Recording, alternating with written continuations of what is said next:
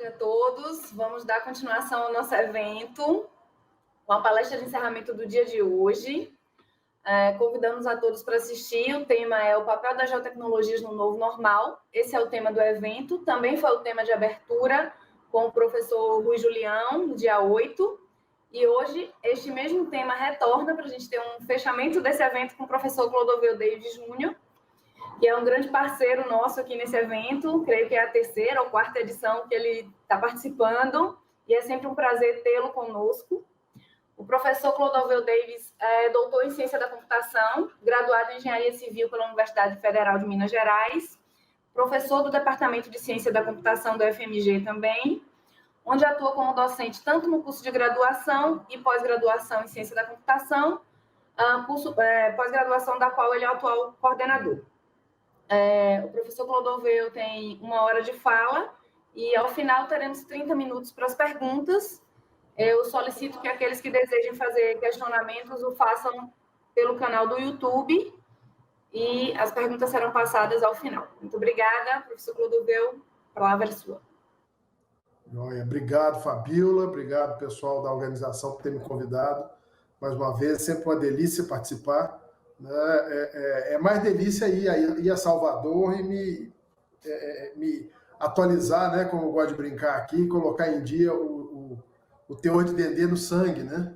Mas, infelizmente, desse jeito não foi possível. Mas, de qualquer maneira, é sempre muito bom trabalhar aqui, falar para vocês aqui, conversar com vocês um pouco sobre essas coisas de geotecnologias, né, dentro do setor público. Tá? Então, o nosso tema aqui com geotecnologias e o novo normal, né, nós temos que começar a pensar no seguinte, que afinal de contas é esse novo normal, né? Como é que isso funciona, né? Isso quer dizer, quando a gente fala novo normal, que as coisas mudaram definitivamente na vida das pessoas e que tem um monte de comportamentos e rotinas que vão ter que mudar. Né? Então, comportamentos aos quais nós já estávamos acostumados vão ter que ser alterados porque estão ameaçados por uma realidade nova. Então, quando a gente pensa nisso, a gente pensa justamente em coisas como essa imagem aí, né? Todo mundo de máscara na rua, apesar de ninguém estar evitando aglomeração nesse negócio, por ter falta de escolha, né?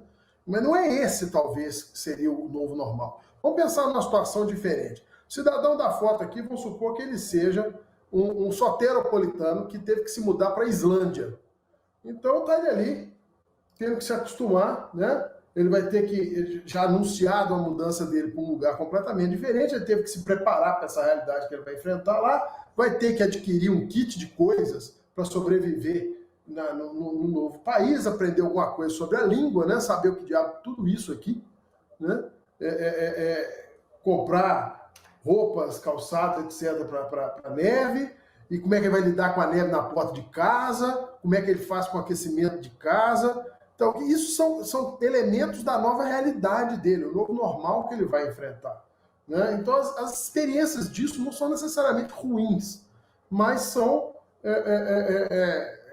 novidade. Né? E isso, muitas vezes, é assustador e a gente custa um tempo para poder entrar nessa roubada, nessa história. Né? Então, para ver como não necessariamente são experiências ruins, é só imaginar o caminho oposto. Imagina esse camarada que se mudou da Islândia, de Reykjavik, para Salvador. Né? Então, para nós é muito mais fácil imaginar a adaptação desse cidadão para o ambiente da Bahia do que o contrário. Mas essa impressão vem do fato de que a gente sabe muito mais sobre como funciona Salvador do que como funciona Reykjavik. Então, como assim esse camarada não tem ideia do que fazer quando está quente? Não.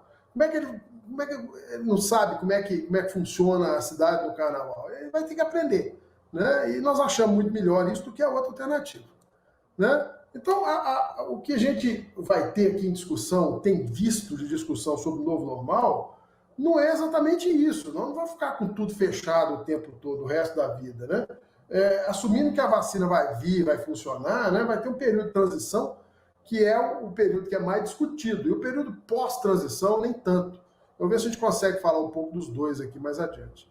Então, essa história de ser atendido lá de fora da loja, de ter que chegar em casa, lavar as compras, de receber muita coisa no delivery, de ter que tem que enfrentar esse cenário de filme, catástrofe, né? Essa coisa distópica aqui, que se a gente não cumprir esse negócio arrisca, nós estamos arriscando a vida de todo mundo e dos nossos parentes, dos idosos da família e tudo mais.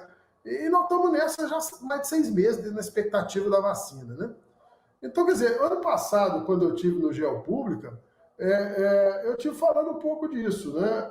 Não da pandemia que ninguém previa, mas dessa distopia do que nós estamos passando agora nesse período, nos últimos 2 anos, último ano e meio, por conta dessa tendência que vai se reforçando aí do anticientificismo, né?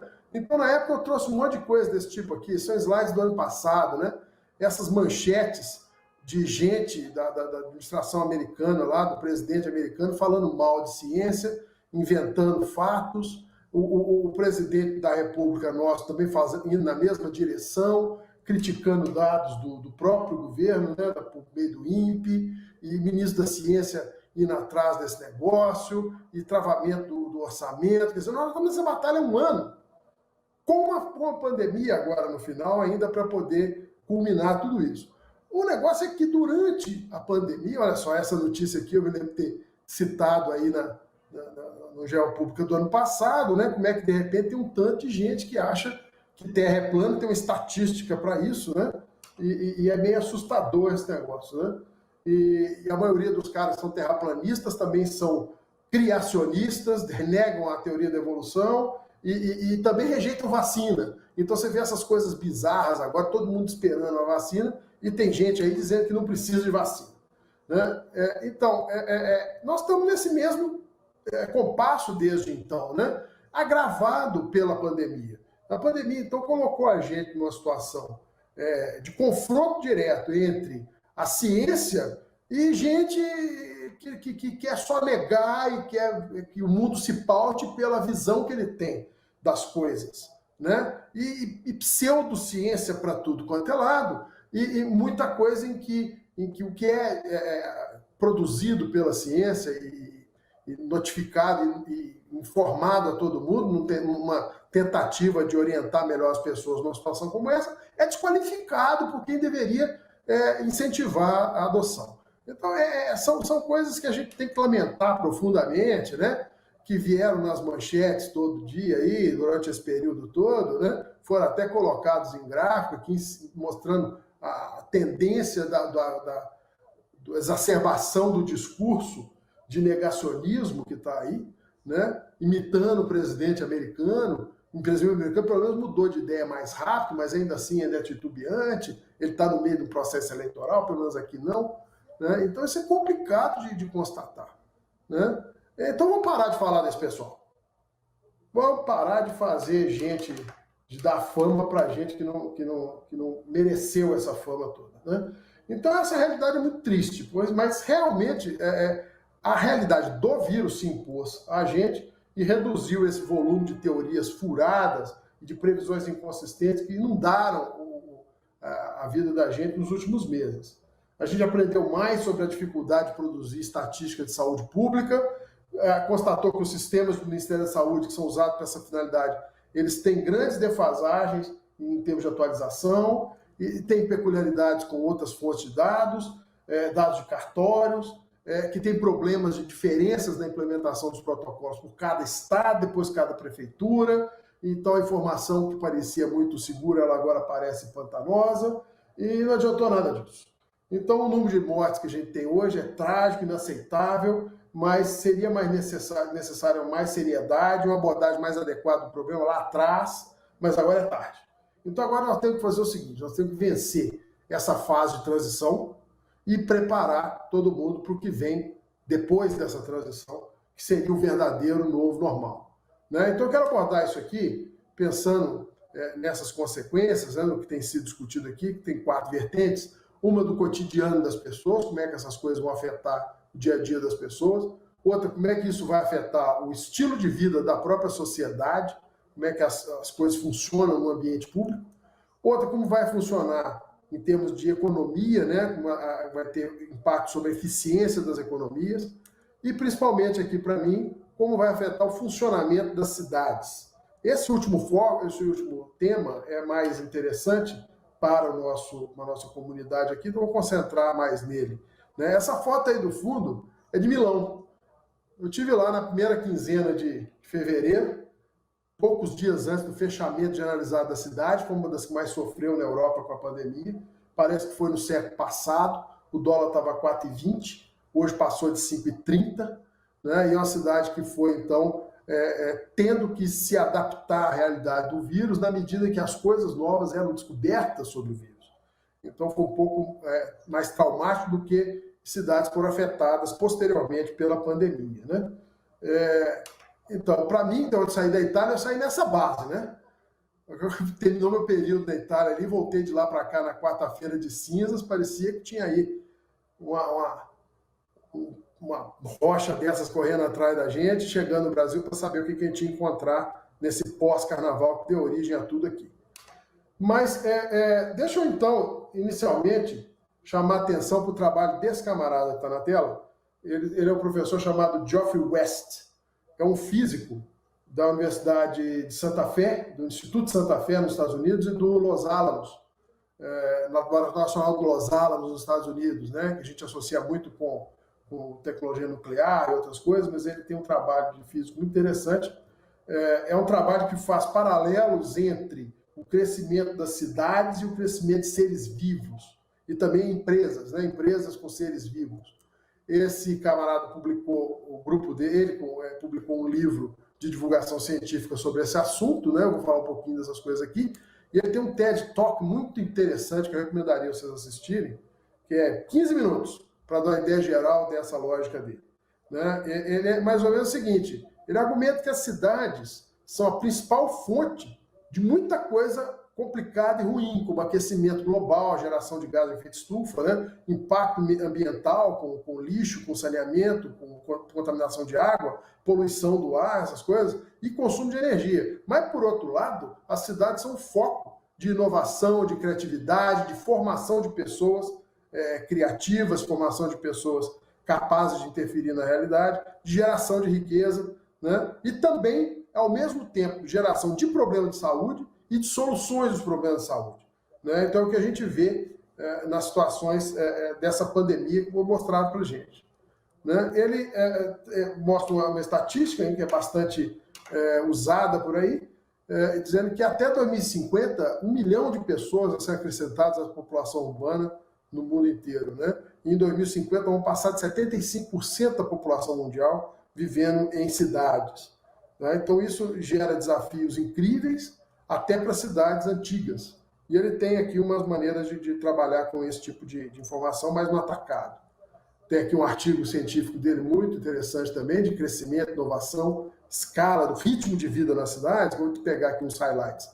Olha só, ele começa com um gráfico desse tipo, esse que está aqui à esquerda, em que ele mostra aqui que ao longo de 8 ordens de grandeza, do peso de um rato até o peso da baleia azul, a correlação entre massa corporal e consumo de energia dos mamíferos cai numa reta.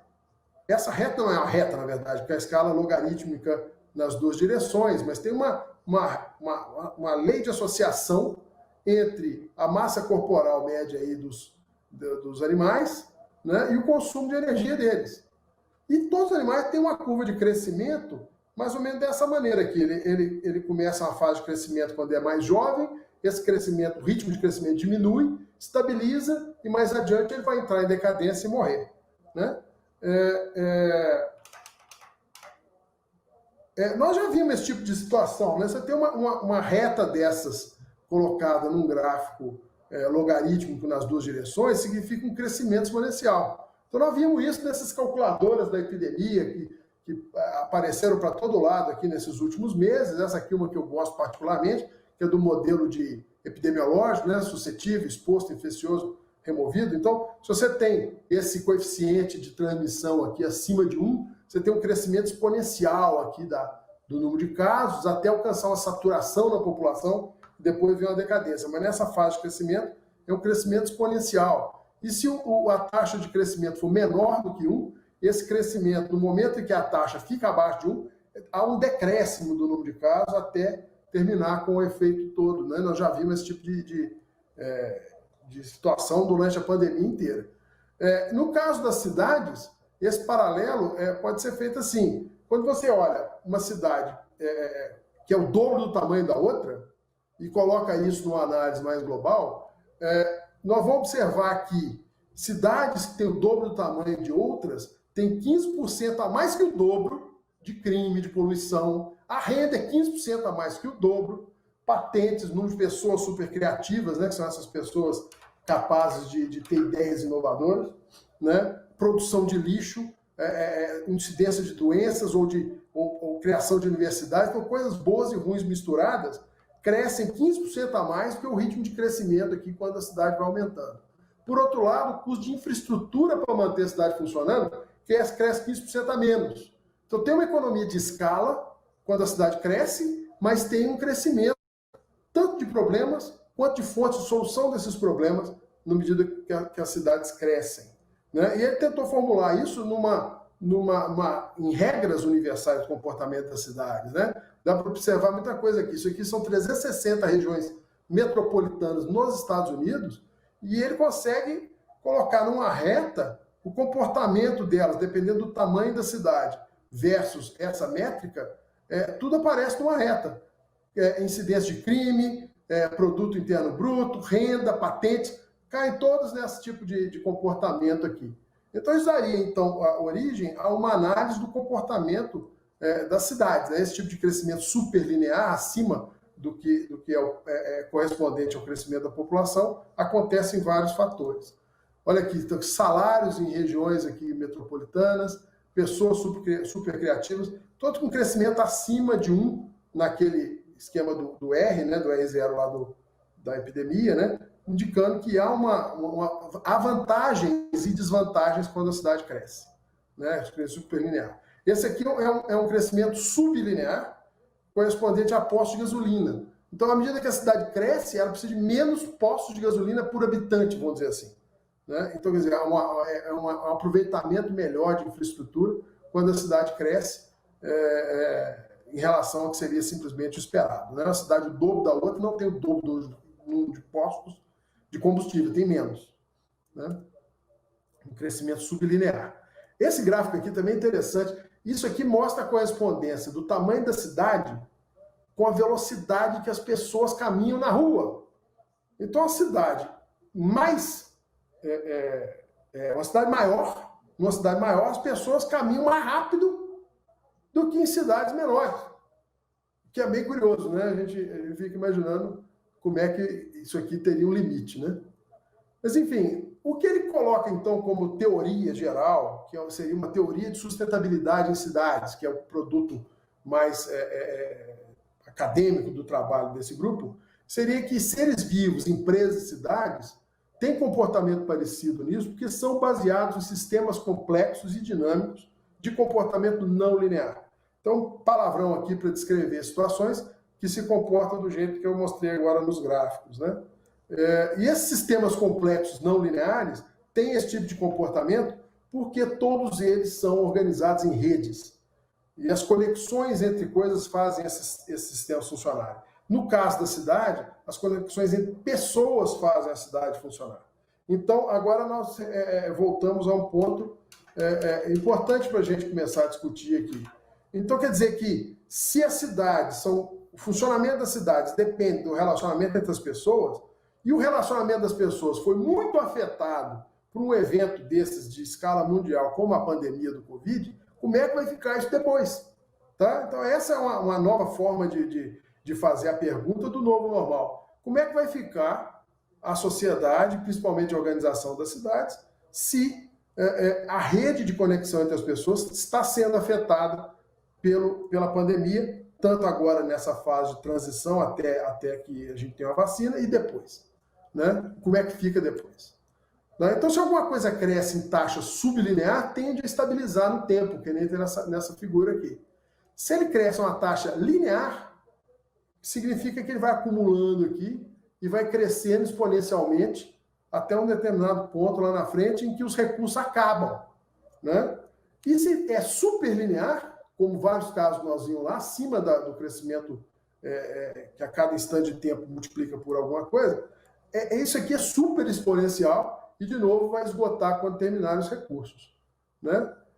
Então, quando acabam os recursos, há um movimento de decadência e de morte. Isso acontece com seres vivos e com empresas, mas não acontece com cidades. A gente não tem muita notícia de cidades que cresceram, aí entraram em decadência e desapareceram. Não é assim que acontece. Então, o que acontece?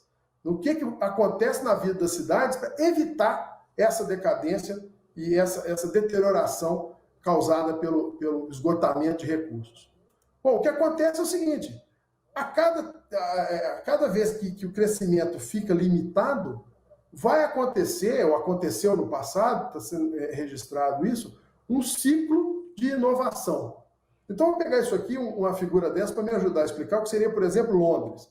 Então, a Londres medieval lá foi crescendo, tudo mais, etc., até chegou um ponto que era grande o suficiente, que era uma cidade pestilenta, tinha doença demais, que ninguém conseguia viver bem dentro da cidade, porque havia problemas graves de saneamento.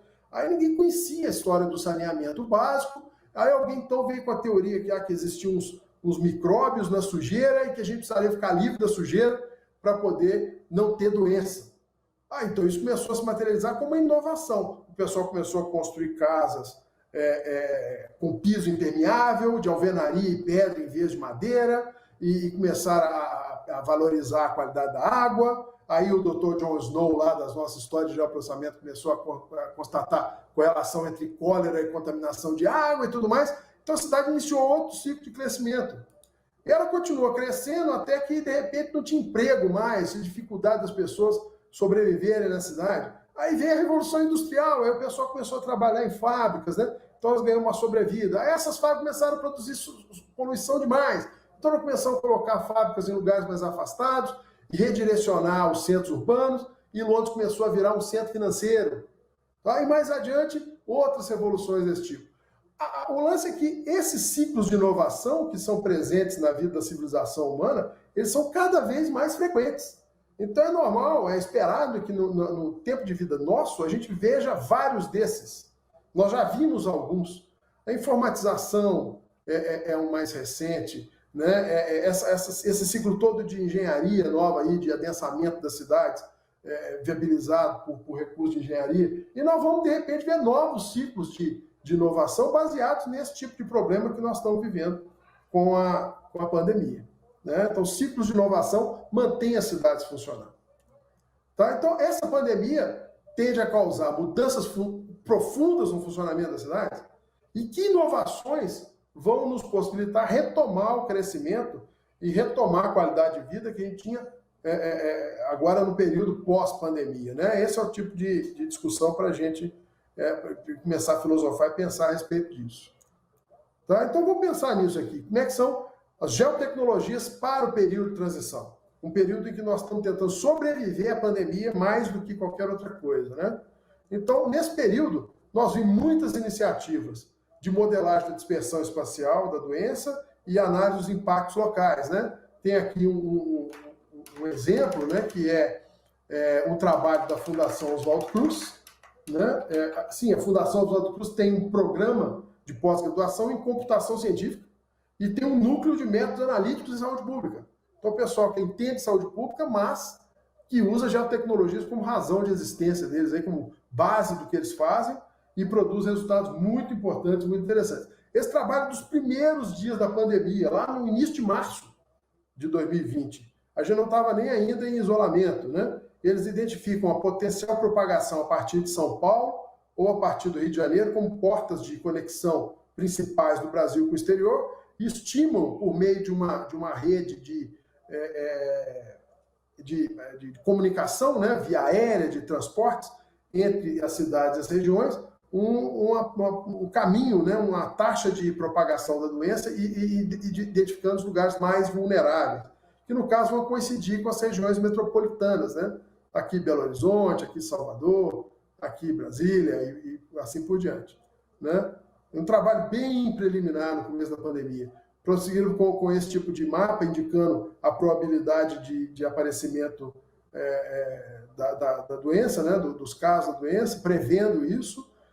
Sempre há muita contestação, né? A gente fala assim, não, mas Recife, Fortaleza aqui são grandes, mas estão afastadas, então é mais provável que aconteça Belo Horizonte, Brasília. Na verdade, teve aí talvez uma ênfase maior, mas depois você vê aqui que a propagação na região em volta dessas regiões metropolitanas também é importante, né? E no final, as regiões mais densamente ocupadas do Brasil, né, as cidades mais densas, são focos principais dessa previsão, e foi o que aconteceu, né?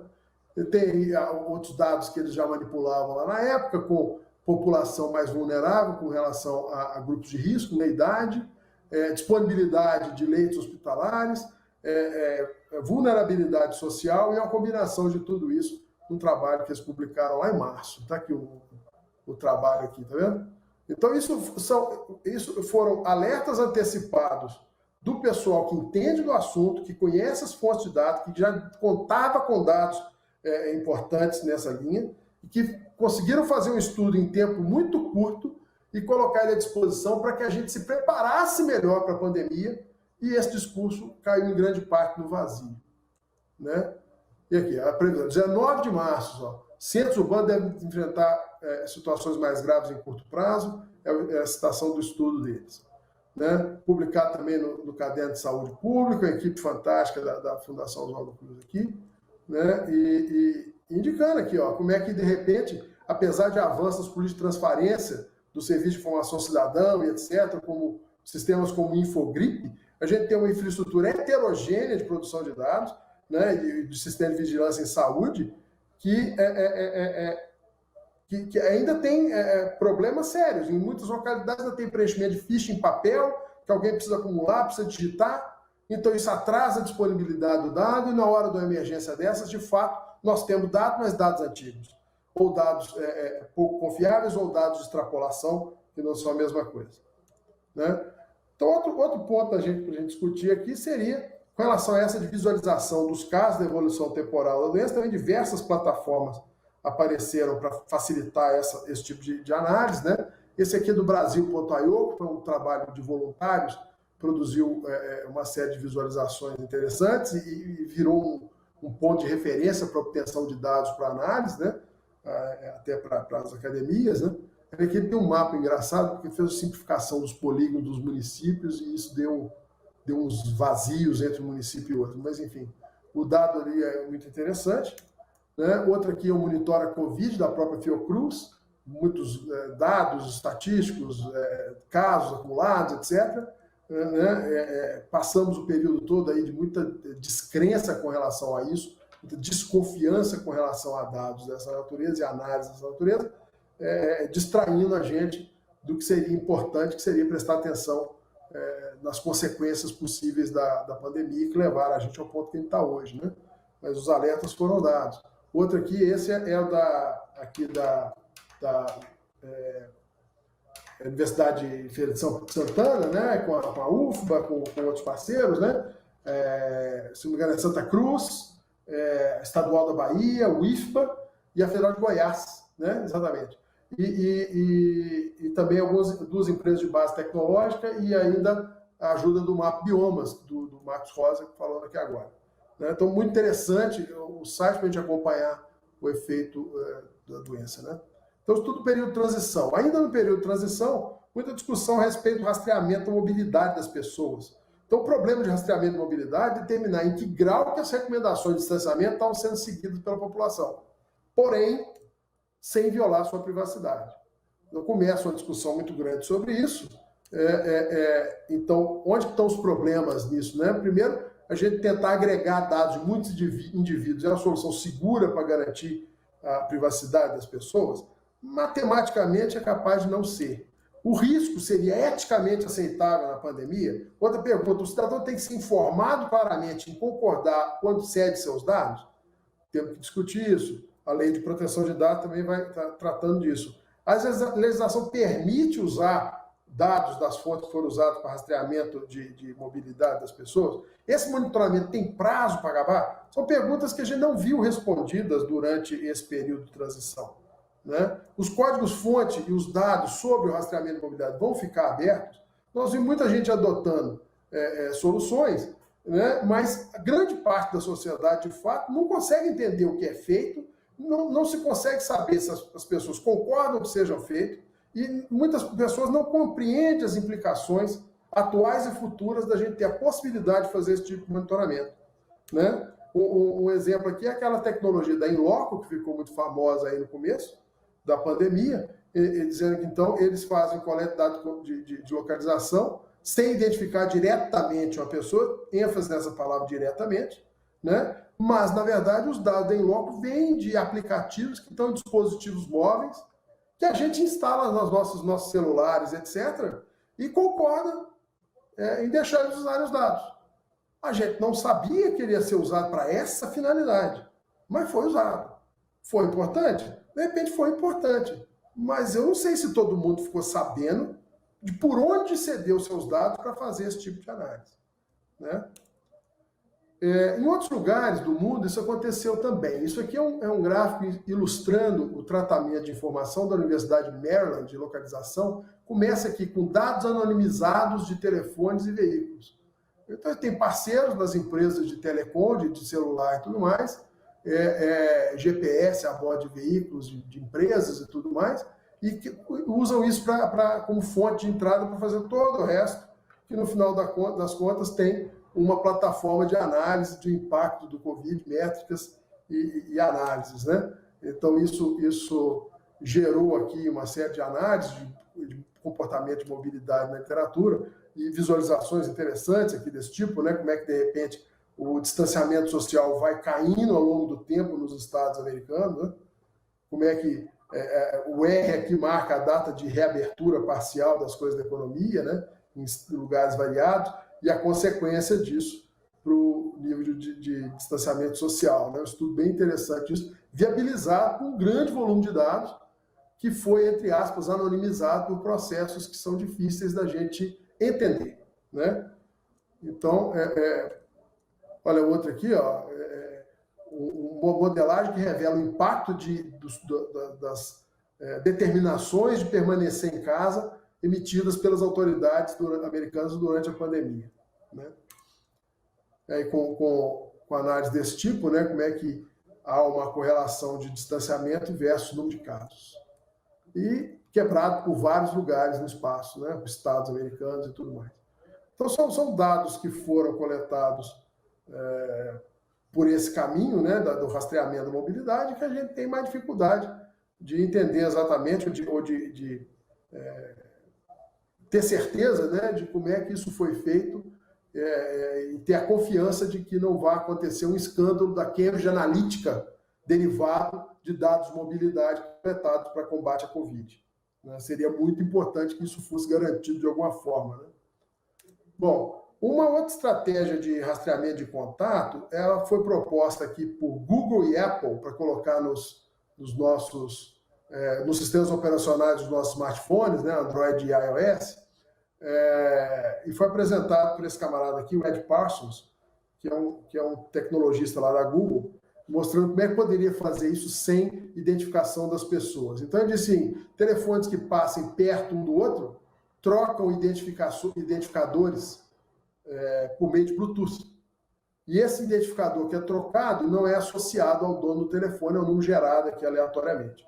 Aí, quando o dono do telefone concorda, o telefone, o sistema lá do sistema operacional vai enviar a lista de pessoas por quem ele passou nos últimos 14 dias para um repositório seguro, sem identificar a pessoa que passou aquela lista, né? Mas, enfim, no final, os telefones vão, de vez em quando, automaticamente, consultar essa base e ver se alguém da lista que está aqui no seu aparelho reportou que teve um caso positivo. Se tiver um caso positivo, ele vai te avisar. Escuta, você passou por alguém nos últimos dias que testou positivo. Então, toma seus cuidados, se isole aí, quarentena e tudo mais. Então, esse processo é feito sem troca de identidade, é feito de forma, de fato, anônima, não anonimizada, que é uma diferença importante aí, né? E no final teria isso. Mas eu acho que isso mais ou menos chega um pouco tarde para a epidemia atual, poderá ser usado para outras coisas. O problema é que esse mesmo tipo de raciocínio pode ser usado para muito mais. Esse pode ser usado para marketing desejado. Vocês já imaginaram um spam porque você passou com o seu telefone perto de uma loja? Mas escuta, pera aqui, você passou na frente da loja tal e eu estou em promoção com tal produto. Bom, é a invasão, né? Então, se isso for poder ser usado para essa finalidade, vai ter muita resistência. E o Ed Parsons, com outras pessoas, fundaram aqui uma organização para discutir esses aspectos de uso ético da informação geográfica, esse Ethical Geo aqui, ó, que é a discussão de melhores ideias sobre os desafios éticos e oportunidades representados por várias tecnologias geoespaciais e fontes de dados que estão dando nova forma à nossa sociedade, né? Então, essas caixas de Pandora de informação pessoal estão sendo abertas durante o problema da pandemia, né? E nós vamos ter, então, consequências para frente sobre o nosso modo de vida e sobre o nosso gerenciamento de informação até no nível pessoal. Bom, e na pós-pandemia, como é que seria isso, né? Então, nós poderíamos falar de uma série de coisas, cenários, do que seria a situação das nossas cidades, da nossa sociedade depois da pandemia. Algumas delas me ocorrem com mais presença, né? Porque, afinal de contas, tudo vai gerar basicamente uma boa agenda de pesquisa, né? Desse ponto de vista nosso aqui nas geotecnologias e até do ponto de vista de setor público, né? Então, vamos pensar nisso. Um primeiro aqui, que é um conjunto de consequências, seria a consequência do mercado imobiliário. Então, vamos parar para pensar aqui, como é que vai mudar a valorização dos imóveis no pós-pandemia? O home office prevalecendo e existindo ainda para um percentual razoável de pessoas, ele vai ter influência sobre o mercado imobiliário? Nós já estamos vendo aqui em Belo Horizonte, né, situações em que imóveis de empresas que estavam sendo ocupados por empresas que foram fortemente afetados pela pandemia, estão sendo devolvidos aos proprietários, eles entram em aluguel, eles não vão sair desse aluguel tão cedo, porque a quantidade de interessados já diminuiu, né? Então eu conheço uma pessoa que tem um imóvel comercial, estava sendo ocupado por uma empresa, a empresa falou assim, olha, eu vou colocar 80% do meu pessoal em home office, vou devolver o imóvel para você e vou alugar o menor. Só para servir de ponto de referência para a turma de home office. Então isso certamente tem um impacto sobre o mercado imobiliário, tem um impacto sobre localização, né? Essa valorização extra dos imóveis baseada em localização, né? E pode haver uma pressão correspondente sobre imóveis residenciais. Ninguém sabe exatamente qual vai ser a consequência disso sobre imóveis residenciais. Eu tenho colegas na universidade que simplesmente mudaram para o interior e estão dando aula remota a partir do interior do estado, né? E estão achando muito bom, né? Eles vão querer voltar? Como é que vai ser isso aqui, né? Então, como é que vai ser a importância da infraestrutura local também sobre a valorização dos imóveis, né? O mercado imobiliário falava muito em localização. Agora não é. Agora, de repente, é infraestrutura de rede, né? Pode ter influência maior sobre isso. Então, a teoria das cidades lá do Jeffrey West, não sei se ela conta com isso, né? Com a possibilidade de uma redução da tendência de concentração de coisas nos grandes centros. Talvez o home office venha a causar uma quebra daquela tendência da concentração das pessoas criativas nos lugares que pagam melhor, né? Talvez tenhamos alguma reversão desse tipo de situação. Seria interessante já começar a medir essas coisas para acompanhar esse efeito. Além disso, vai ter um impacto danado sobre o transporte urbano, né? Então, durante a pandemia, nós vimos vários casos de cidades que foram levadas a subsidiar temporariamente seus sistemas de transporte coletivo para poder viabilizar alguma coisa, já que a procura caiu drasticamente e é impossível paralisar totalmente um sistema desses, porque vai ter consequências na mobilidade dos serviços essenciais, né? Então, o impacto de transporte urbano é relevante. Nós já vimos com a pressão de mudança causada pelos novos modais, né? Pela essa nova matriz de custos imposta pelos serviços de compartilhamento tipo Uber. Vem aí modais novos do tipo car sharing.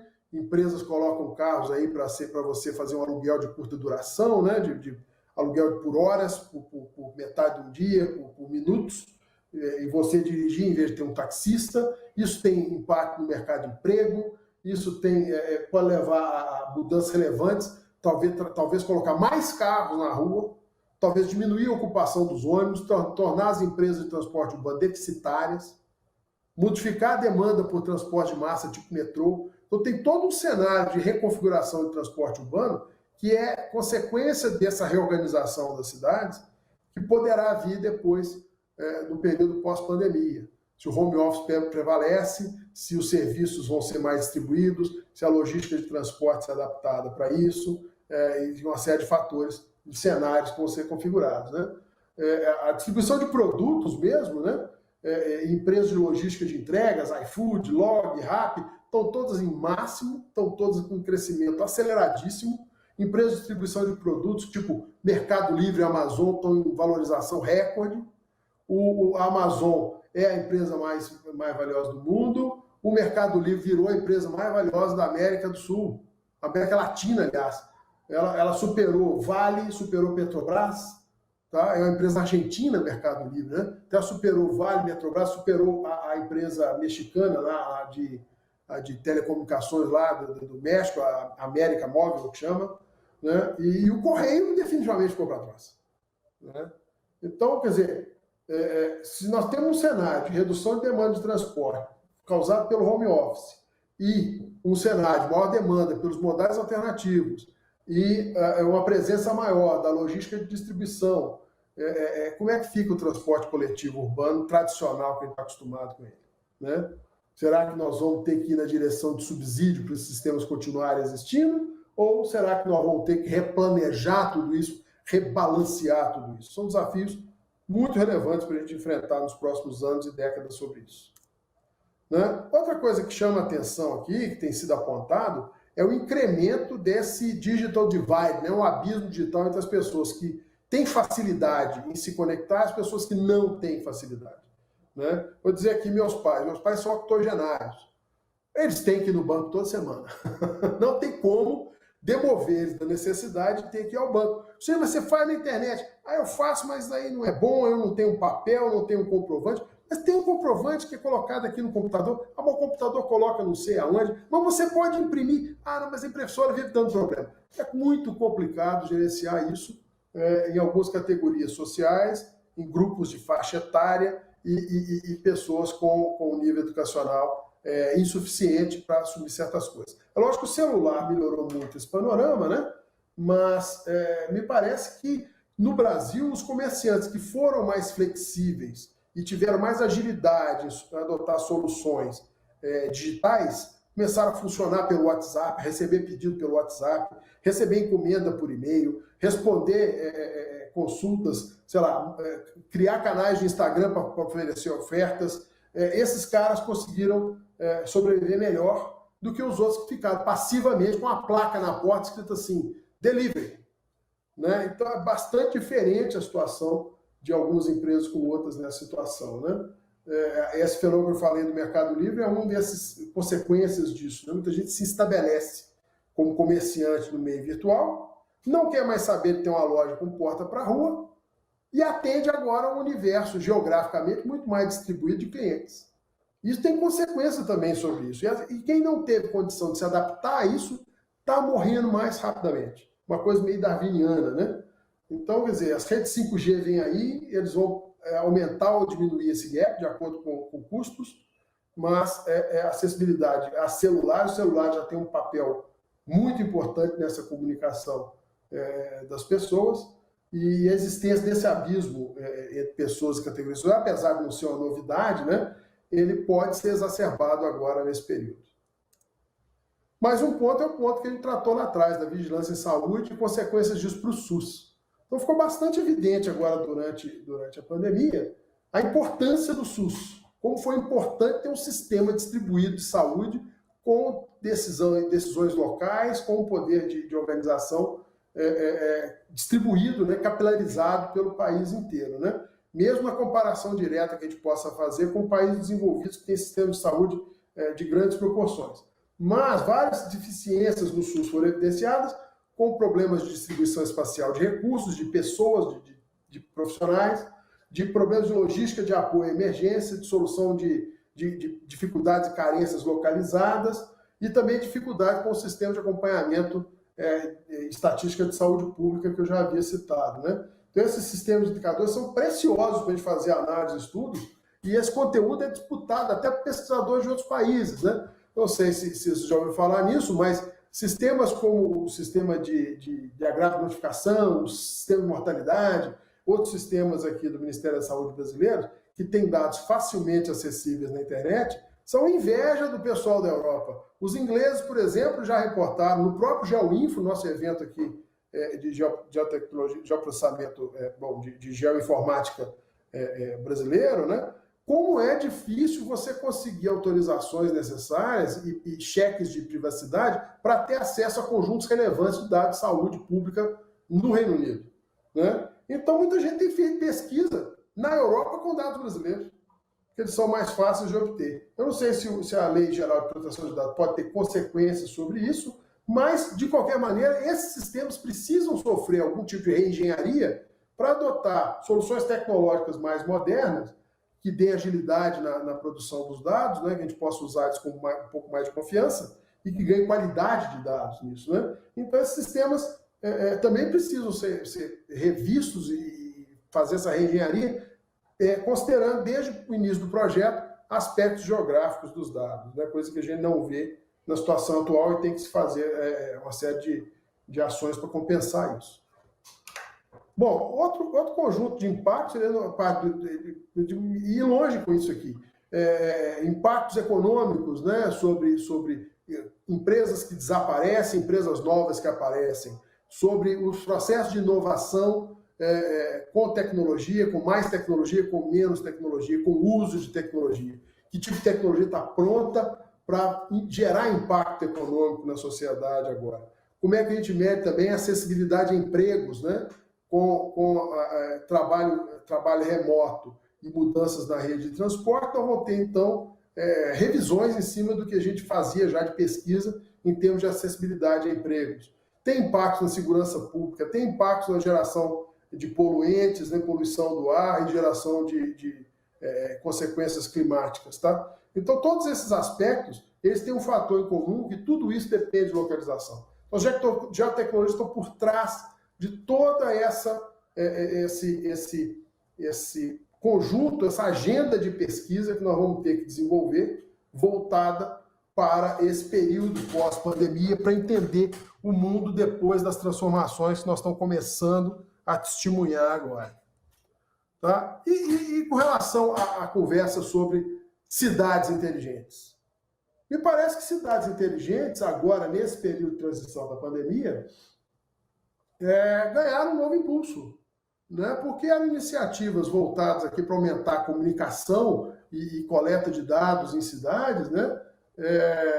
E isso agora passou a ser, então, um alvo preferencial do desenvolvimento econômico, né? Garantir que a gente tenha condição de fazer informação circular com mais facilidade e apoiar serviços públicos nisso, né? Então, tem várias definições de cidades inteligentes, né? Essa aqui do Michael Beatty, né, que é um britânico aí, que diz que é uma cidade onde as tecnologias de informação e comunicação são combinadas com infraestruturas tradicionais e coordenadas usando tecnologias digitais. Tem uma definição um pouco mais interessante aqui, né?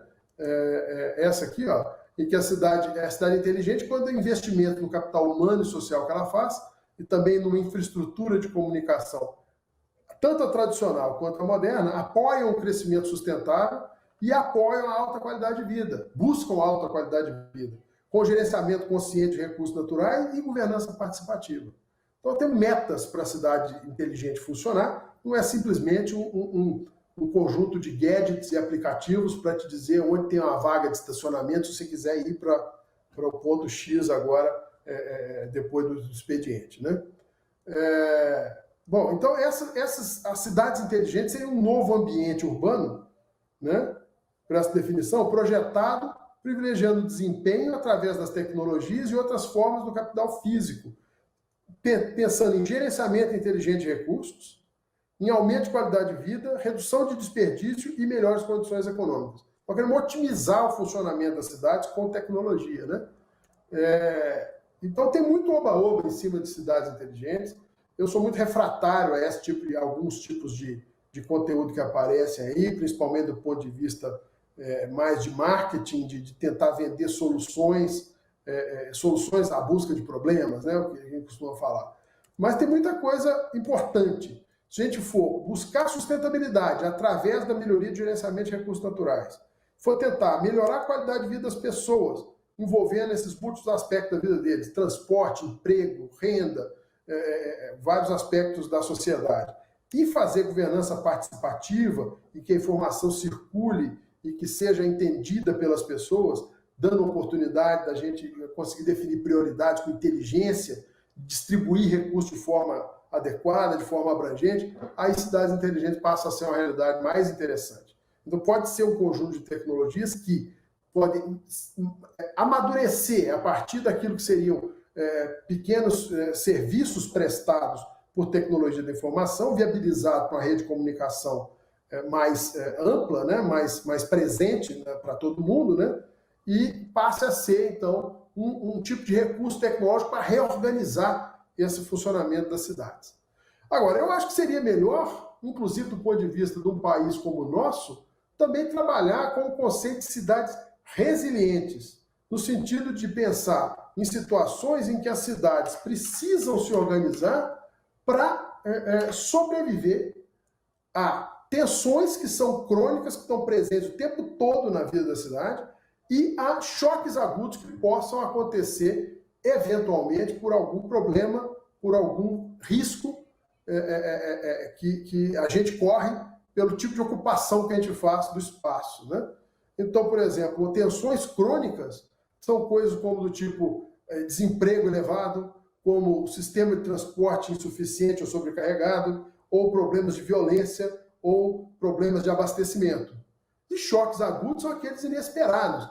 Eu queria coloquei terremotos aqui, que não serve para nós, enchentes serve demais para nós, epidemia está exatamente em dia com o que nós estamos dizendo, e até no caso de ataques terroristas. Eu queria colocar aqui, já que Belo Horizonte vivenciou uma enchente, um tempo de recorrência de mais de 500 anos agora em janeiro, em final de janeiro, que aconteceu logo depois do problema da contaminação da cerveja, que foi uma calamidade também aqui, gerou um problema muito sério, né, de gente sendo contaminada aí por um problema de fabricação da cerveja local, a cerveja artesanal local, né, que nós passamos janeiro com o problema da cerveja, começo de fevereiro com o problema das enchentes, e depois em março veio a Covid. Então a cidade precisa ter mecanismos para resistir a esse tipo de coisa, né, mecanismos para reagir quando isso acontece, e para se prevenir para a eventualidade de um choque agudo acontecer e para se estruturar quanto às tensões crônicas que afetam a vida dela, né? Então, podemos ter uma combinação dos dois. Uma coisa que seria uma chuva excessiva, ela na verdade, não é um desastre natural. Não podemos chamar de desastre natural, tem que riscar essa palavra aqui do meu vocabulário. Proponho a vocês que pensem nisso também.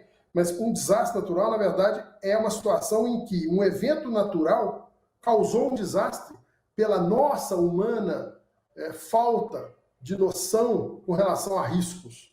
Então, uma enchente, uma chuva excessiva que inunda um pedaço da cidade e desabriga gente e tudo mais, é a materialização do risco que foi assumido no passado. Então, isso expõe pontos fracos que a cidade tinha, e então eles são o ponto alto de anos e anos de tensões crônicas e mau gerenciamento, com subfinanciamento, com priorização ruim de recursos e mau gerenciamento de recursos, em cima de problemas que foram causados por um crescimento que aconteceu numa época que a gente não sabia nada disso, né?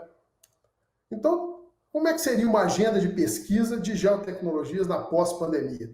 Eu continuo dentro disso aqui, que é um slide que eu apresentei no ano passado no Geopública, né? A gente tem aí um conjunto de coisas, de ações que se encaixam como um modelo de trabalho para várias situações dessas. Nós precisamos trabalhar sistemas de aquisição de dados, organização desses dados aqui, gerenciamento e integração de dados de múltiplas fontes dinâmicas, heterogêneas, produzidas em tempo real, de grande volume, e extrair informação disso para subsidiar investigação e análise, para tomada de decisão, para ação, e o que a gente descobrir, então, vai para a decisão e vai realimentar o sistema todo, para a gente descobrir o que mais que a gente precisa capturar aqui em termos de dados, como é que nós precisamos aqui trabalhar para entender o que está acontecendo por meio de mecanismos de coleta de dados. Então, nessa parte aqui, entra de tudo. Entra rede social, entra sensores espalhados pelo ambiente, entra sensores remotos, né, imagens, entra câmeras de vigilância, entra de tudo. Aqui no gerenciamento e integração é a parte que a gente mais nada de braçada nas Geotecnologias, né, porque a geografia é um integrador natural desses de dados de múltiplas fontes, né? Então é um serviço importante que o nosso conjunto de técnicas e tecnologias presta à ciência de dados, né? E no fim aqui, investigação e análise, nós estamos vendo a evolução de várias coisas metodológicas, em termos de algoritmos, em termos de metodologia do tipo aprendizado de máquina, de aprendizado profundo, de redes neurais, uma série de coisas que vão ajudar a gente a trabalhar com investigação e análise numa escala que a gente não conseguia fazer até poucos anos atrás, né? E no final isso tem que ter consequência. As pessoas que tomam decisão precisam então pautar o que fazem pelo que então esse caminho está indicando, e não pelo caminho da fofoca, ou do achismo, ou do negacionismo, né? Desse anticientificismo, né? Da opinião individual, ou da consequência da ação de grupos de pressão em cima dos tomadores de decisão. Se as decisões pudessem ser tomadas com mais base em fato, nós estaríamos numa situação melhor do que nós estamos hoje, inclusive com relação a esse período de transição da própria pandemia. Tá?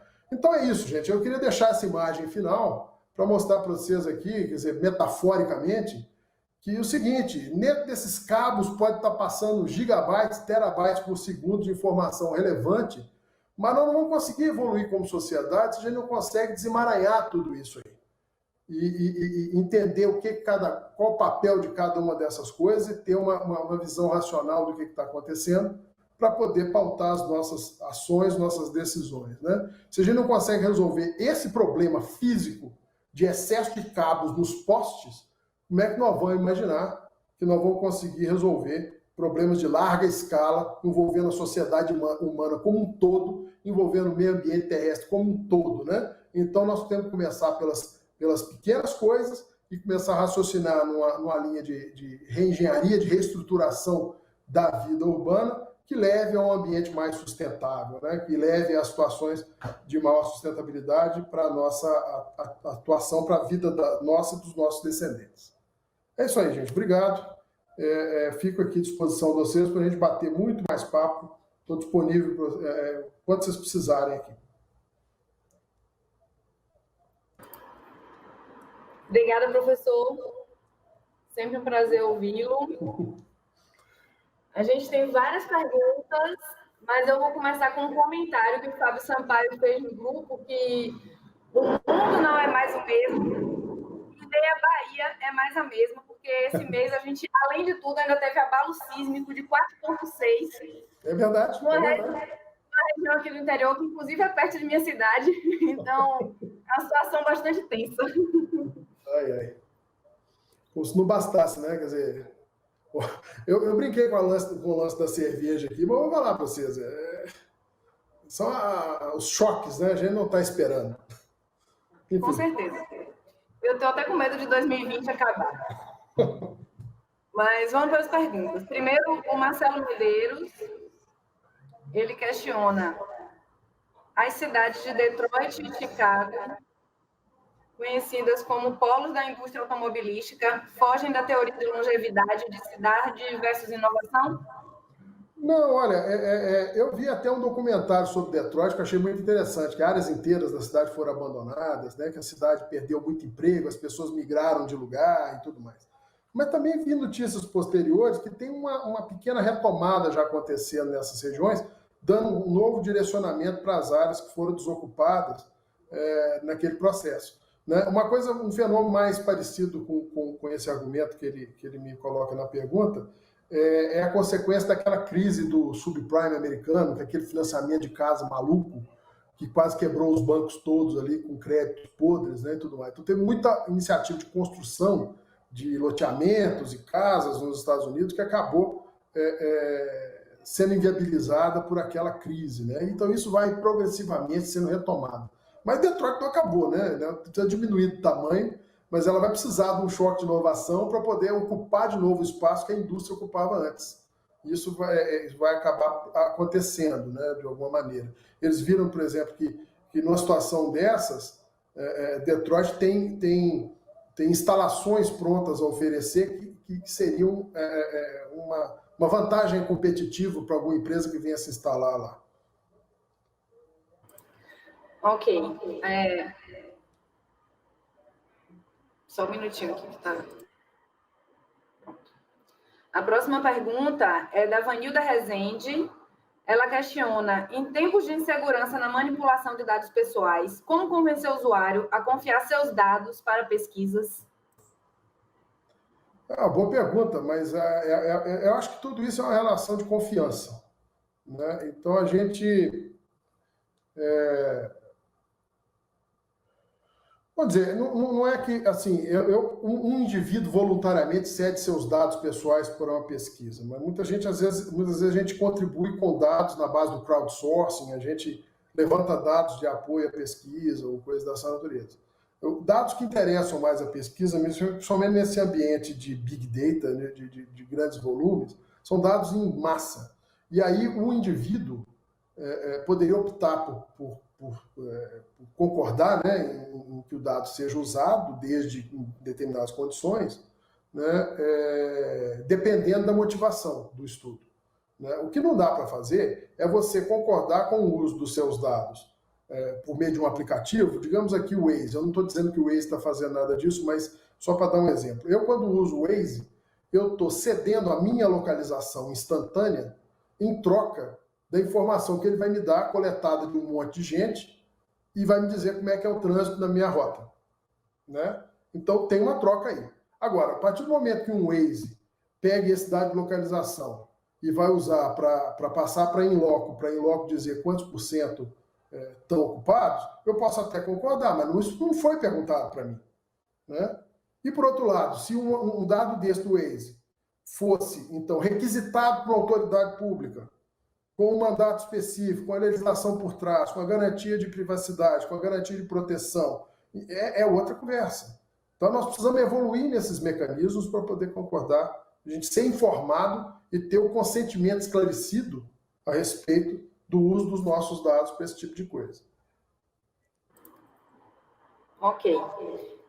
Tem duas perguntas que são minhas, eu vou deixar para o final. Eu vou ler na sequência aqui, tem duas do Anderson Freitas. A primeira, como fica a questão dos dispositivos inteligentes, por exemplo, o Alexia da Amazon, dentro das casas, no controle de dispositivos de internet das coisas? E a segunda pergunta também do Anderson, à medida que eles se integram com informações sobre o trânsito, notícias, agendamento em instituições, informações sobre seus escritórios, avisos sobre desastres, como enchentes, deslizamentos, etc., como é que fica essa relação? Uma outra faceta da mesma moeda, né? Você pensando que você está cedendo alguma coisa para eles e eles estão te prestando um serviço. O valor relativo das coisas, a gente tem cada um que pesar. Mas pensa bem nisso, né? Como é que é uma troca, né? E nada é de fato de graça. É só pensar o seguinte: eu fazendo uso de serviços dessa natureza e não pagando nada por eles, eu estou pagando alguma coisa, tá certo?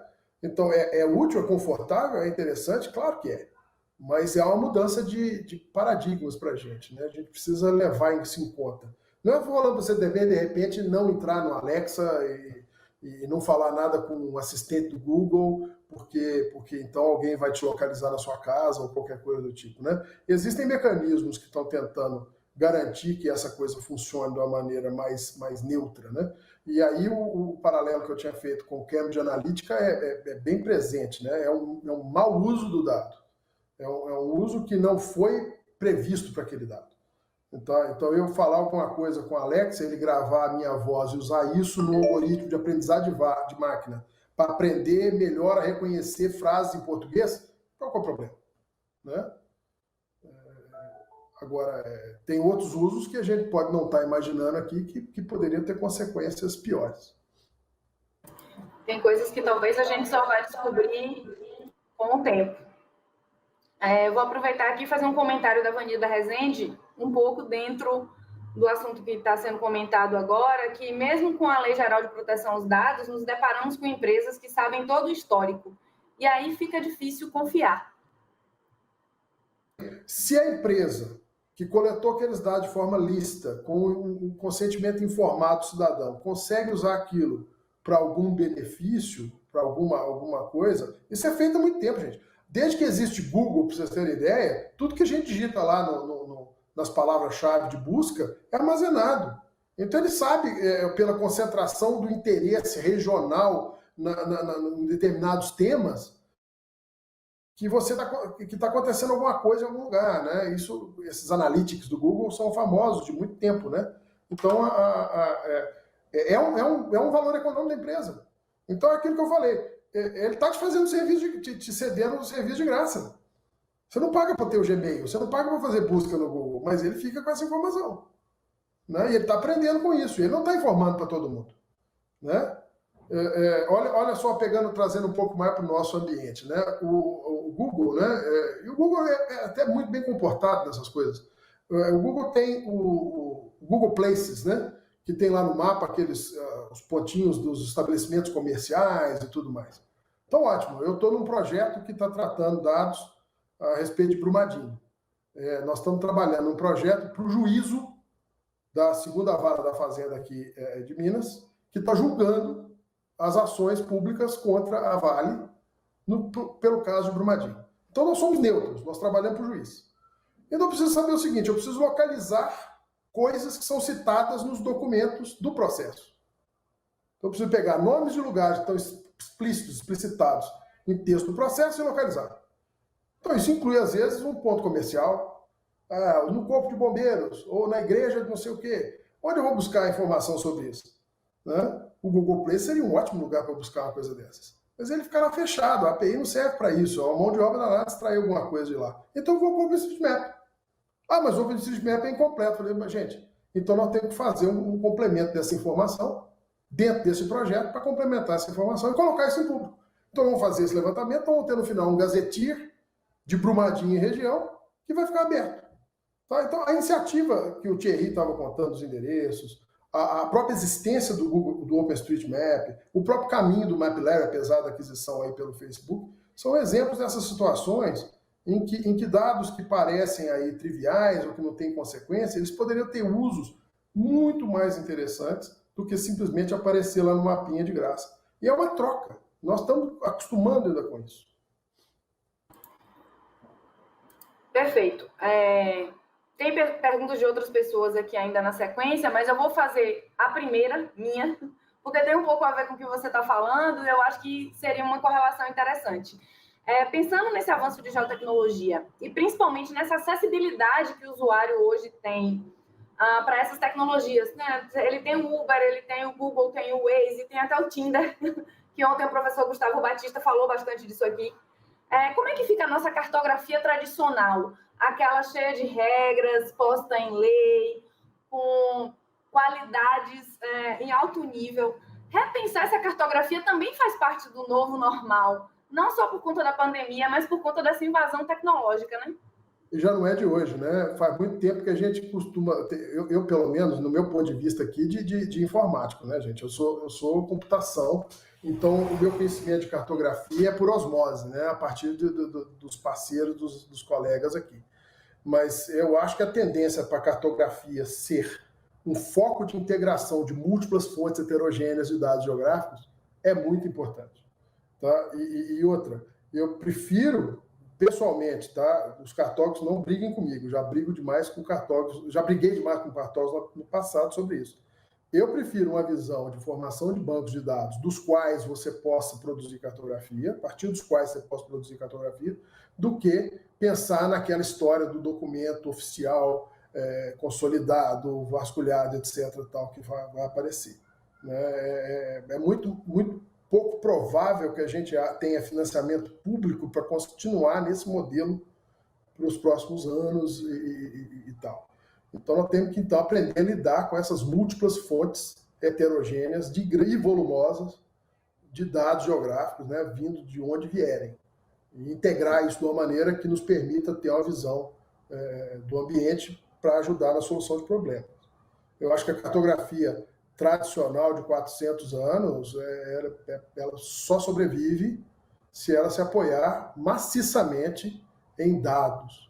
E aí dados significa compreender metadados, compreender qualidade no levantamento, que a cartografia já compreende bastante bem, em considerar fontes alternativas, em considerar a possibilidade de crowdsourcing, de contribuições voluntárias, né? Então, tem vários aspectos disso que são, de fato, manutenção de bancos de dados geográficos que poderão ser usados, entre outras coisas, para produzir cartografia, mas a sistemática, eu tenho muita dúvida se ela vai conseguir continuar. Ok, obrigada. A próxima pergunta é da professora Patrícia Brito, aqui da UFBA. Ela fala, falando em geotecnologias e do abismo digital e da exclusão da web, como você vê que podemos promover essa resiliência daqueles grupos mais vulneráveis? Olha, no passado, vocês vão lembrar aqui comigo, né, de iniciativas daquela, por exemplo, lembra daquela iniciativa do computador de $100?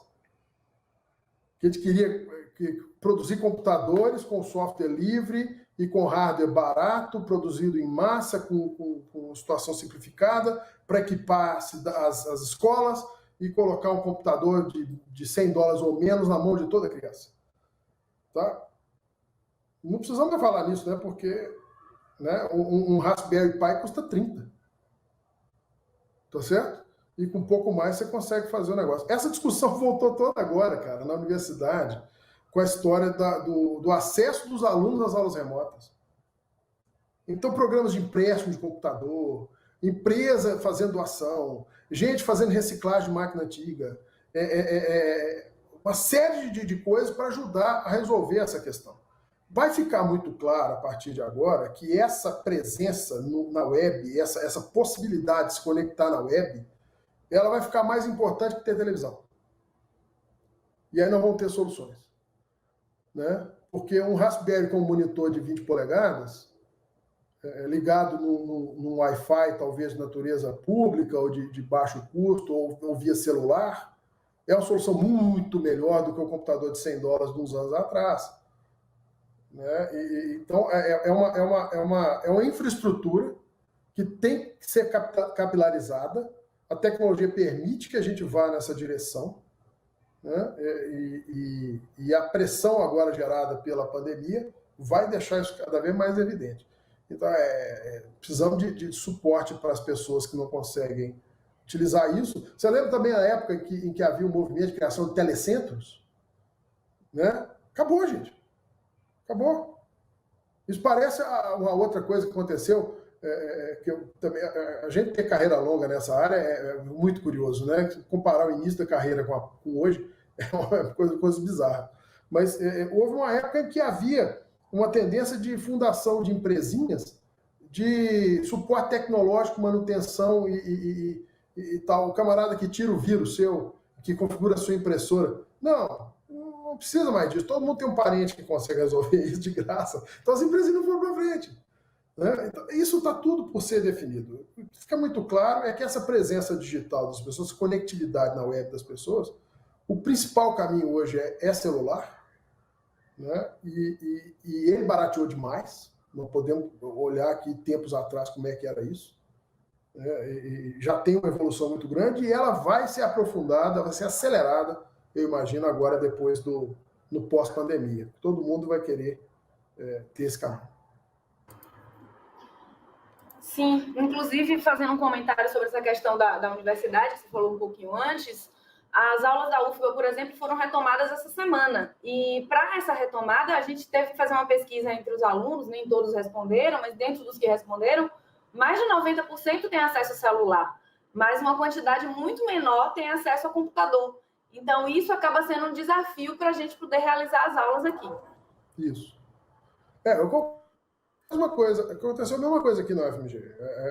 fizemos uma pesquisa, um levantamento, né? Então a pós-graduação voltou primeiro, porque havia uma garantia maior de acesso a esse tipo de recurso nos alunos de pós. Né? Por outro lado, algumas pós que precisam de trabalho de campo ainda estão claudicando até agora, né? Estão com dificuldades até agora. E no caso da graduação, apareceram umas ideias interessantes aí sobre isso. Aqui na UFMG, o nosso departamento aqui de Ciência da Computação teve uma iniciativa interessante, que foi o seguinte, foi terminada a construção, com muito atraso, de um prédio com salas de aulas grandes e alguns auditórios, né, que seriam didáticos para turmas grandes de disciplinas básicas, né, auditório até com 150 lugares. Então, esses auditórios, nós pegamos e adaptamos um deles para receber computadores em cada posição, 150 computadores no auditório, e esses computadores com um monitor de 21 polegadas e um Raspberry Pi. Então, com questão tipo, com assim, menos de R$1.000 por assento, a gente colocou o computador em 150 posições de trabalho e começamos a dar aula interativa no computador, de programação de computadores. Mudou a forma de ensinar programação aqui. Nós mudamos um programa de 3 semestres de ensino de programação para um programa de 5 semestres de ensino de programação. E começamos a receber demanda de cursos que não tinham programação no currículo. Porque o geólogo precisa aprender, porque o engenheiro mecânico precisa aprender, porque o graduado em biblioteconomia já tinha alguma coisa, precisou mais conteúdo, né, o curso. Então, é uma evolução, gente. Nós precisamos equacionar isso. A universidade é um lugar para dar esse tipo de paradigma, né? Acho que é muito tranquilo da gente ficar fazendo propostas desse tipo e buscar apoios, né? Uma coisa dessa de apoiar o estudante, adote um estudante, uma máquina de R$1.000, empréstimo, doação, não é tão difícil, né? Tem lugares em que isso vai ser mais fácil de viabilizar e outros nem tanto, mas nós podemos nos preparar porque vem aí. Essa coisa vai se prolongar mais um bocado e a gente nunca sabe o que vem na sequência. Eu acho que nossas aulas todas nós estamos gravando aqui no YouTube, eu virei youtuber, né? Eu já gravei uns 20 vídeos, né? Eu nunca imaginei um negócio desse na minha vida. 20 vídeos no YouTube. Ah, cara, eu não vou querer repetir certas coisas de novo, vou mudar meu jeito de ensinar os meus conteúdos. Até eles ficarem obsoletos, pelo menos. Não deve demorar muito. Mas, enfim. Importante essa discussão. Inclusive, a minha segunda pergunta estava um pouco dentro dessa linha, que era como é que fica o nosso papel como professores dentro da academia tradicional para ensinar neste novo mundo, porque a gente também está migrando a nossa forma de ensino, mas ao mesmo tempo que a gente migra a nossa forma de ensino, a gente também está migrando o conteúdo do que está sendo ensinado, que é para esse mundo novo, para esse novo normal, para essas novas tecnologias. Então, isso é um impacto muito grande na vida dos dois. Olha, todo mundo vai ter a sua experiência, né? Então, assim, professores mais jovens estão liderando aí movimentos interessantíssimos em termos de produção de conteúdo e tudo mais.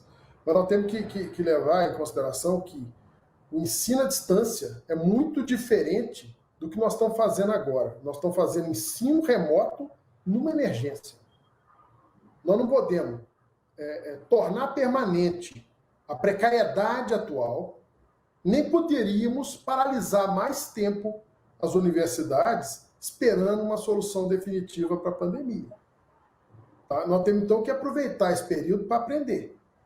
Nós temos, então, que começar a formar gente, ou montar equipes que trabalhem nessa qualidade de material didático e que venham estudar essas técnicas de ensino à distância de verdade para a gente fazer isso. Né? Eu dei sorte nisso, porque eu estou coordenando pós-graduação, então estou com uma turma só. A turma da disciplina que eu tenho mais na ponta da língua, o Banco de Dados Geográficos. E eu dei sorte também que coincidiu o horário da minha turma com uma turma de aprendizagem de máquina.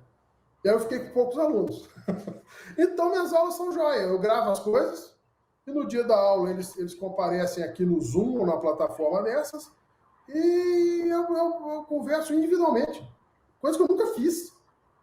Eu estou dando atendimento individual durante as reuniões virtuais, que as aulas viraram reuniões virtuais. Eu estou discutindo coisas individualmente com os alunos nisso. Não mudou um bocado as coisas, dá mais trabalho. A gente não passa por uma coisa dessa sem se transformar, não tem jeito. E isso vai ter consequência para frente, e nós temos que aprender como é que faz limonada com esse limão que nós estamos chupando agora nesse período. E é uma adaptação complexa. Eu acho que a gente na universidade tem dificuldade, tem problema, mas ainda tem um certo privilégio, né? Porque quando a gente olha para a educação de ensino mais básico, fundamental, ensino médio, as escolas particulares tiveram que se adaptar de uma maneira muito mais rápida e a pública ainda não voltou. E isso traz um prejuízo para o ensino como um todo. É o abismo digital aí. Um abismo digital que já existia entre as escolas de ensino fundamental privadas e públicas, que está materializado. Está aumentando dessa maneira. Né? Então, assim, as escolas públicas fizeram um papel muito importante, pelo menos aqui na minha vizinhança, em termos de suporte, em termos de merenda, distribuição de cesta básica no lugar da merenda. É fundamental, foi fundamental ter feito isso. Daí a imaginar que uma criança dessas, né, vai ter o mesmo potencial de aprendizado de uma outra, do ensino privado, ou de algumas escolas públicas melhor equipadas, é muita distância, né? Então tem muita coisa para fazer. Essa distribuição espacial mesmo dos recursos precisa ser revista, né? Para a gente conseguir fazer alguma coisa melhor com esse tipo de situação. Com certeza. Vamos mudar de assunto aqui, que ainda tem algumas perguntas. Do professor Alan Salomão, da UERJ. No caso do Brasil, os problemas nas infraestruturas de redes de comunicação e transporte geram grandes entraves para essa transição para o novo normal. Como você observa essa situação? Infraestrutura de transporte e... Desculpa. Deu uma pequena falhadinha. Comunicações. Ah, sim. Pois a gente imaginava no início da pandemia, né? Eu não sou muito dessa praia, né? Da turma mais ligada ao hardware e às redes de computação, né? Porque eu sou engenheiro, eu não fiz graduação nessa área, mas tem a turma que atua nisso e que vinha com uma previsão, uma sensação de que a gente ia ter saturação de rede para tudo quanto é lado. Quando todo mundo começasse a querer dar aula remota e todo mundo fazendo reunião com vídeo e não sei o quê, que as redes existentes não iam dar conta. Bom, estão dando conta, né? Estão dando conta. Então, sabe, se aprende nisso também. Esses aumentos de volume, né? Estão gerando uma surpresa. A gente imaginava que a infraestrutura não fosse suficiente, ela está até atendendo. Agora, ela talvez seja mais deficiente em termos de capilaridade. A gente está aqui perto de grandes ramos aí de conexão, a gente está se dando bem, né? Nossa conexão aqui hoje está perfeita, não tem problema nenhum.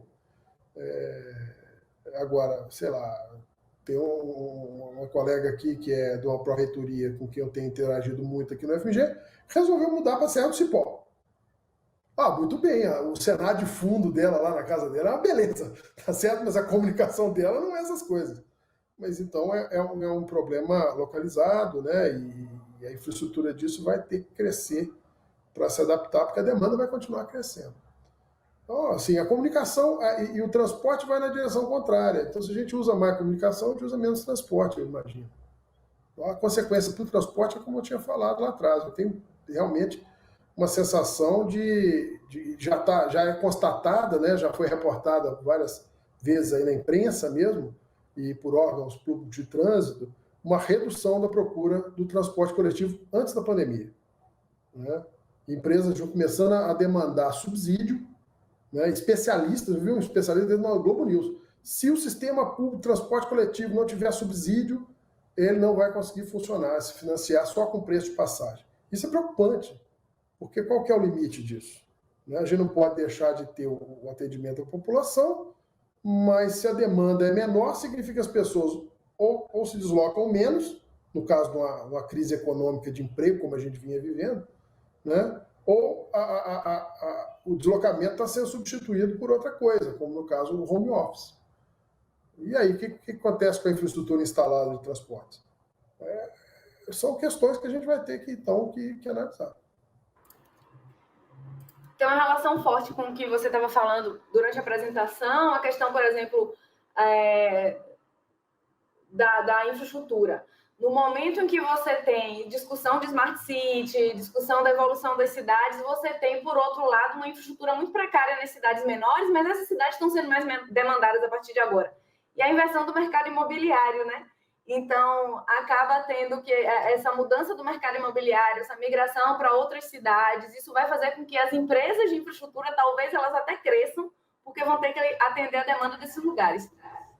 Você pegou um critério de instalação de uma empresa que é empregadora em massa. Uma empresa que oferece muitos empregos, principalmente emprego para gente acima de um certo nível de qualificação, ela tem que escolher o lugar dela muito bem escolhido para ela não ser rejeitada pela distância dos locais de moradia. Agora, a variedade de lugares que poderiam ser viáveis para a instalação da empresa dessa aumenta. No começo da carreira, eu tive uma oferta para ganhar o triplo do meu salário e ir morar em Barcarena, no Pará. Não tinha nem avião direito para ir para lá. Eu falei, cara, não tem jeito. Negociei com o meu chefe, me deu um aumentozinho aqui, eu fiquei em Belo Horizonte. Então, essa tendência de concentração de certas atividades nos grandes centros, ela pode ser quebrada. Ela pode ser alterada significativamente. E eu acho que é uma hora boa de a gente começar a monitorar isso e aprender os processos que estão acontecendo para efeito de planejamento mesmo. Como é que a gente faz planejamento de demanda em cima de infraestrutura urbana, serviço público, se a gente não souber isso? Com certeza. Tem uma última pergunta e um comentário que volta à discussão da cartografia que a gente falou antes. Primeiro, o Anderson Gomes, ele pergunta: a cartografia tradicional rígida, cheia de normas e métodos, se torna num futuro próximo inviável? A colaborativa tendia a ser o futuro? E em cima dessa mesma questão, o Augusto Kopke, ele comenta: entendo que a cartografia tem se adaptado ao novo normal há muito tempo. Vide as necessidades culturais, como o caso dos indígenas na Amazônia, por exemplo. As drenagens podem ser vistas como azul, na tonalidade azul, não acredito. Olha só, eu sabia que a cartografia ia dar mais o que falar. Não é que a cartografia tradicional desapareça. Ela desaparece como um ciclo fechado nela mesma. Você levantar dados para efeito de produzir mapas pode ser viável para ser uma das fontes de dados. Você precisa, talvez, de usar dados de outras fontes. A participação das pessoas colaborativamente, ela é relevante, mas ela está sujeita a uma série de limitações. Tem limitação de confiança, de confiabilidade do dado que um cidadão qualquer forneça. Tem uma limitação de cobertura. Você não vai ter gente para informar dados sobre todo o espaço de interesse que você tenha. Você tem uma limitação temática, que as pessoas não vão dar conta de fornecer dados corretos ou confiáveis para qualquer tema, né? E você teria até uma limitação mais de ordem de interesse, né, das pessoas, né? Então, se você quer saber, por exemplo, mapear a arborização urbana, eu consigo te informar as árvores do meu quarteirão, os lugares que eu passo mais no dia a dia. Mas se você quiser a cidade inteira, eu não tenho mais interesse. Você tem que engajar outras pessoas para mapear essas outras partes da cidade com relação a esse tema, que pode ser um tema importante, interessante, né? Um engajamento de pessoas com a predileção para os temas ambientais, você pode conseguir uma multidão de pessoas que venha gerar um dado relevante desse tipo para a cidade, né? Agora, é a única fonte? Não. Depois que esse dado for coletado, como é que ele vai ser mantido? Essa é um bom caminho, né? As wikis estão aí para provar isso para a gente. Mas eu acho que a cartografia tem que se adaptar a esses tipos de situações em que o financiamento para fazer a cartografia tradicional sistemática desaparece. Gente, nós estamos falando de um país em que o dinheiro para fazer o censo sumiu. Tá? Não é uma cartografia, não. Vocês lembram lá, o IBGE vem bastante nos nossos eventos de geotecnologia para falar que tem 3 partes lá. Tem a geociência, a cartografia tradicional, tem a parte econômica de indicadores e tudo mais tal, e tem a parte de censo. Qual vocês acham que é a melhor financiada? Né? A parte de indicadores econômicos é muito mais bem financiada. Então, quando o censo começa a ficar mal financiado, como é que é a cartografia. Cara, é muito difícil garantir isso. Então, temos que ser criativos, resolver esse problema com outras maneiras, de outras maneiras. Né? Tem muita fonte nisso. A diversidade de informação de satélite é uma coisa inacreditável hoje. Né? Impensável de anos atrás. A capacidade nossa de lidar com esses grandes volumes mudou também. Já mudou demais. Então, a cartografia precisa seguir isso. Isso me faz pensar na gestão municipal e o saneamento básico. Aquilo que não aparece e que não dá voto não é bem tratado, mas muitas vezes é o elemento mais importante para você evitar outros fatores. O saneamento básico, por exemplo, tem uma relação forte com saúde. Então, a cartografia com planejamento, com gestão, com coisas que talvez hoje a gestão pública não tenha priorizado em vários níveis. Esse no intra-urbano é bem patente, né? Você colocar um centro de saúde novo num bairro mal assistido por serviços públicos é muito interessante, vai gerar voto, vai gerar atendimento à população. Agora, os atendimentos à população, em grande parte, vêm de deficiências de saneamento que poderiam ser resolvidas para diminuir a demanda sobre o posto de saúde. Então, fica uma coisa meio esquizofrênica, né? Isso acontece em vários setores, na educação, inclusive. Investimento público nisso, a gente precisa ver. O dinheiro público parece a casa da mãe Joana.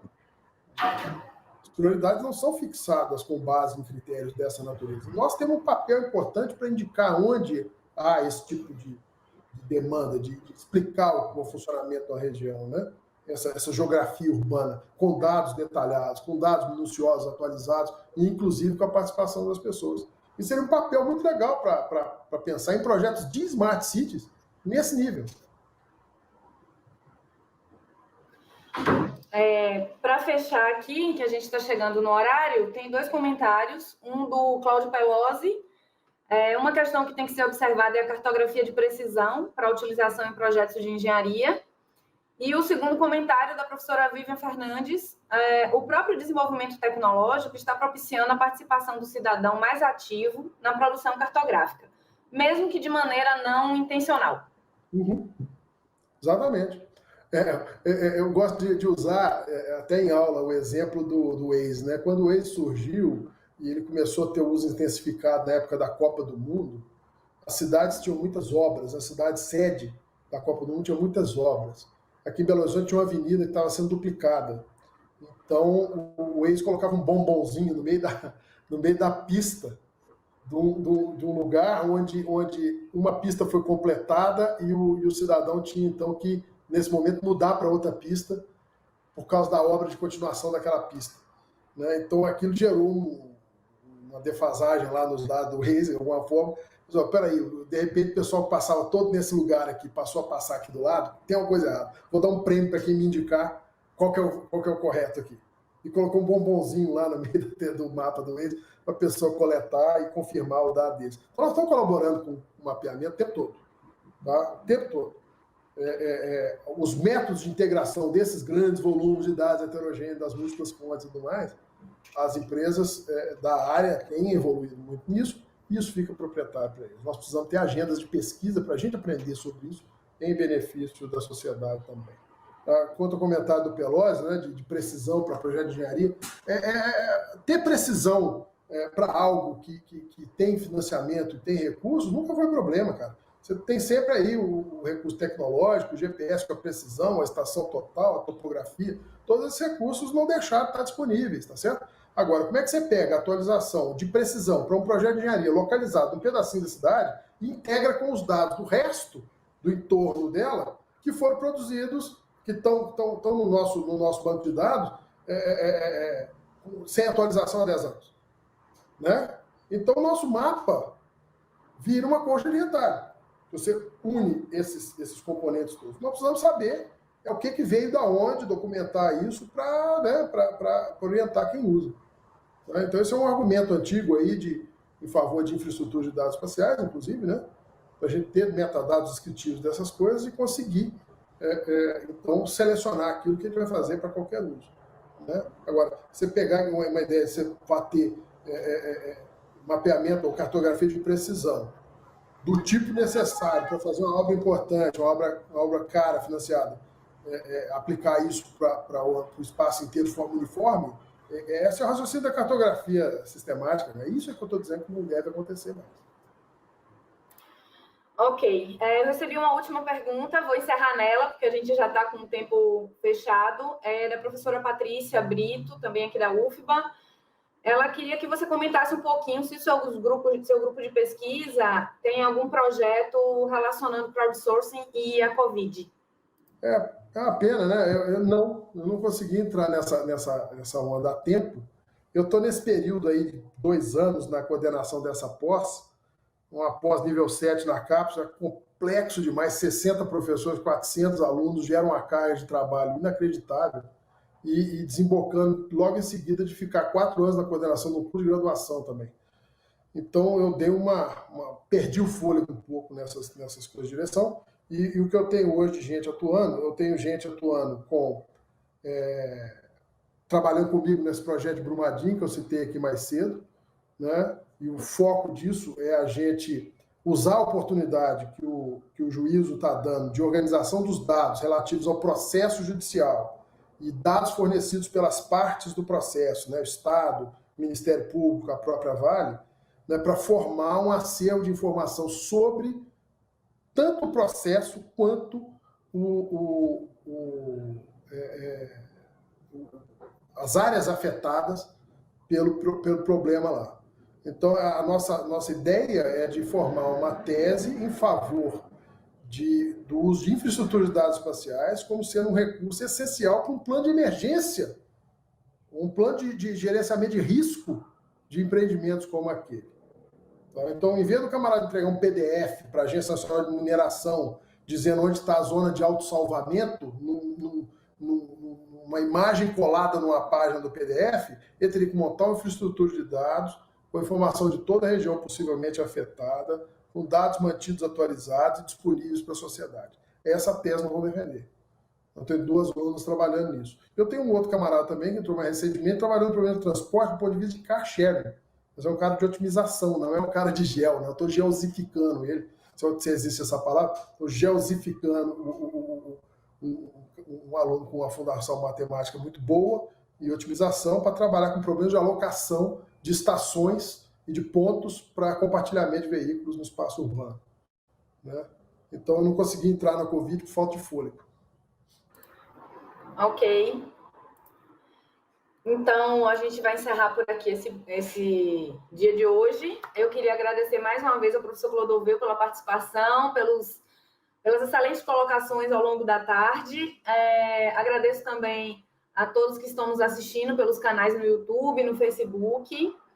A gente encerra as atividades hoje, mas amanhã a gente ainda tem o último dia do Geopública 2020, que é um dia específico para as empresas parceiras que atuam aqui no Estado, que tem algum projeto em parceria com as instituições que fazem parte da organização desse evento. E a gente vai ter, então, a participação da Imagem, da Solutial, do Equali e da Visiona. Pela manhã, às 9h, teremos a primeira palestra intitulada Soluções do ArcGIS para o Policiamento Moderno, da empresa Imagem, com o José Ricardo Negrão. E, ao longo do dia, teremos as outras apresentações. Professor Clodoveu, mais uma vez, muito obrigada. Obrigado a vocês, sempre um prazer. Parabéns, Fabíola, pela condução aqui. Está parecendo talk show host aqui. Tá uma beleza esse negócio, tá ótimo. Uma fluência danada. Né? A iluminação não está ajudando, não. É muito estranho você ficar aqui e falar esse tempo todo de frente para uma tela. Tá certo? Frente para um monitor, né? Então, essa parte final aqui ficou jóia, ficou bom demais. O debate fluiu. E eu agradeço a todos pelas questões. Eu estou à disposição para a gente continuar os debates aí, encontrar novas questões e fazer essas coisas virarem pesquisa e reverter tudo isso em favor da sociedade. Essa é a disposição. Valeu, muito gente? obrigada. Obrigado a todos. Só uma lembrança final para todos que estão assistindo. Os vídeos do dia 8 e do dia 9 já estão disponíveis no site do evento, associados à programação. E no dia de hoje, vocês podem responder o questionário no final da programação do dia, avaliando as apresentações, e quem tiver interesse em certificado também passar as informações para serem fornecidas posteriormente por e-mail. Obrigada, professor. Obrigada a todos. Um bom fim de tarde, boa noite. Até amanhã. Tchau, tchau.